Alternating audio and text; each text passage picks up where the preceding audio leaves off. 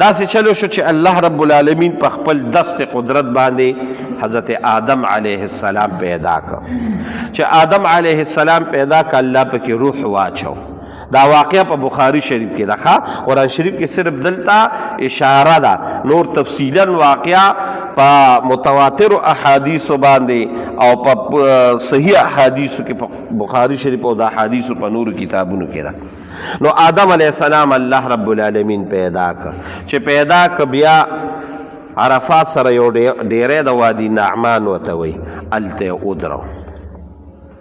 او الله رب العالمین ما یلیق بشانه څنګه چې د الله شان سره مناسب دی. د آدم علیه السلام په دې شا باندې رسول الله مبارک وی الله داسې لاس وو چې لاس یې پیوو نو د آدم علیه السلام د شانه په شان د دې سرو نري میږو په شانه نري میږي نو ګوره په شان د نري میږو د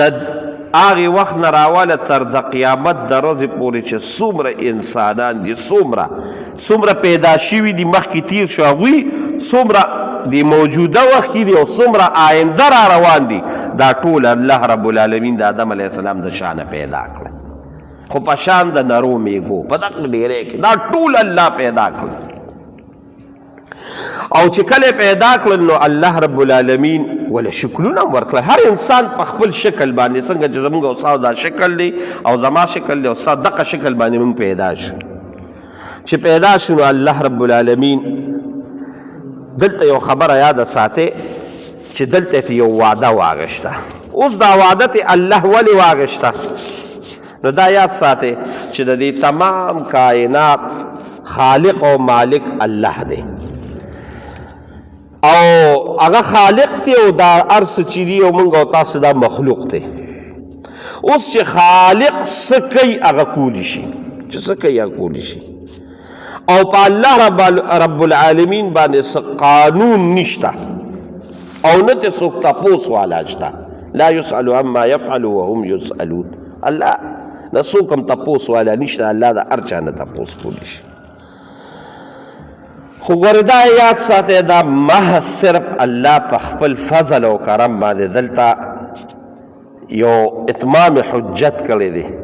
چې الله کله دا ټول نسل انسانیت پیدا کړ نو د دوی نه الله یو وعده واغشته چې ګوره ما پیدا کړی او زه به پیدا کوم او زه به خالق او زه به مالک یم. نو ستاسو رب څوک دی؟ الستو بربکم، زه ستاسو رب نه یم، ما تاسو رب مانئ؟ نو چې دا څومره کافران او دا څومره مسلمانانو دوی ټول وي او کافر مو وي او ته زمونږ رب او مسلمان مو وي او ته زمونږ رب او تا سره زمونږ دا وعده ده چې موږ به ستا د دې ربوبیت هغه حق به ادا کوو چې ته زمونږ رب ته چې څه وایې ستاسو حکم یې موږ به منو. دا وعده الله رب العالمین د ټولو نه واغشته. بس بیا د الله رب العالمین دا په عالم ارواح کې دنیا کې انسانان پیدا شو. چې دنیا کې انسانان پیدا شو موږ او تاسو ته خو دا وعده یاده نه ده، موږ او تاسو ته یاده نه ده، چاته هم نه ده یاده. بعض علماء کرامو دلته تفسیر لیکلی دي چې بعض کم نیکان بزرگان اولیاء الله او خصوصا انبیاء کرامو ته خو دغه وعده یاده وه. خو بعض نیکانو خلکو ته حضرت علی رضی الله تعالی عنہ متعلق معرف القرآن لیکلی دی هغه وایي چې ما ته هغه وخت هم یاد دی چې کوم وخت کې موږ نه الله دا وعده غشته او ما سره چې څوک ولاړ و هغه هم ما ته یاد دی. خو خیر خو ډېر نیکان بزرګان هغه ارواح دي هغه پاک وو، موږ او تاسو ته دا وعده نه وه یاده. اوس د دې وعدې د یاداشت دپاره الله رب العالمین 1,40,000 پیغمبران راولېږل په خپل وخت کې چې ګورې تاسو رب سره یو وعده کړې وه او وعده دا چې موږ به ستا ربوبیت منو، ستا احکامات به منو، تا ته به سجده کوو، ته زموږ خالق یې، مالک یې، رازق یې، مسجود یې، معبود یې، ته زموږ رب یې. دا تاسو یو وعده الله رب العالمین سره کړې ده او دا وعده اوس نبا وکړې. نو چې کوم مسلمان دی او دا کلمې ویلې چې لا اله الا الله محمد رسول الله، یا د آدم علیه السلام یا د ابراهیم علیه السلام په وخت کې کومه کلمه د حق وه هغې ویلې ده، ویل چې بلکل زموږ رب دغې نه هغه خود دی مسلمان نه به وکړه او چې کم کافر دی هغه ته لګیا دی انکار کوي نو د دقې وعدې دپاره الله رب العالمین په مختلفو اوقاتو کې مختلف پیغمبران راولېږل او دقه شان د پیغمبرانو هغه سلسله چې په رسول الله مبارک ختمه شوه د قرآن شریف دغه تعلیم نو د دې دپاره علما کرام او دقه لګیا دي چې وارثان د انبیا کرامو دي او دقه قرآن چې الله زمونږ او ستاسو د هدایت دپاره رالیږلی دی دقه خبره موږ ته کوي چې ګورې تاسو الله سره یو وعده کړې دغه وعده باندې چې کم چا منلې ده نو د استقامت پې کوشش کوي تر د مرګه پورې او څوک چې نه مني نو ویې منې کو نه منې بربادیږي تباه کېږي او بربادیم راځي نو د دې دپاره الله رب العالمین په دې قرآن کې دا وعده موږ او تاسو ته یادوي او دا وایي چې اسنه چې تاسو بیا وایې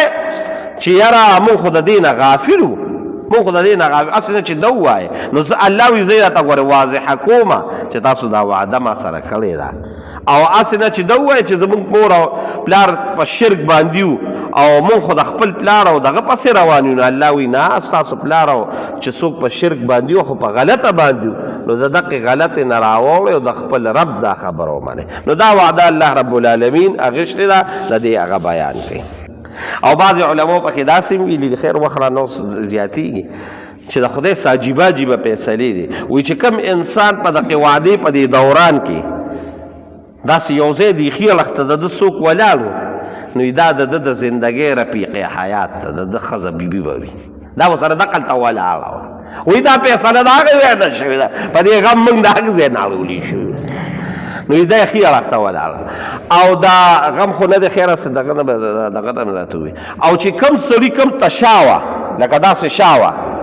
دا د انسان مخ دی دا شا د دوی تر منځه به دشمني وي په خپل منځ کې دا بعضې فیصلې الله رب العالمین د هغې وخت نه کوي او نور پکې ډېرې خبرې زه بس وخت کم دی بیا به پکې انشاءالله